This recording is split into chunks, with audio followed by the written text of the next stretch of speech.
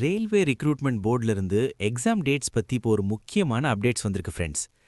ALP exam February 16ல இருந்து 18 வரைக்கும் நடக்க போகுது.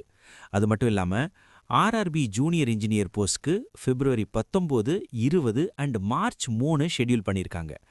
ஆர்ஆர்பி டெக்னீஷியன் எக்ஸாம்ஸ் மார்ச் 5ல இருந்து 9 வரைக்கும், அப்புறம் பாராமெடிக்கல் கேட்டகரிஸ்க்கு மார்ச் 10ல இருந்து 12 வரைக்கும் நடக்க போகுது.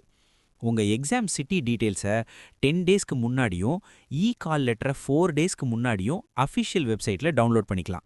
கண்டிப்பா உங்க அப்ளிகேஷன்ல சொன்ன அதே ஒரிஜினல் போட்டோ ஐடி மற்றும் ஒரிஜினல் ஆதார் கார்டை மறக்காம எடுத்துட்டு போங்க.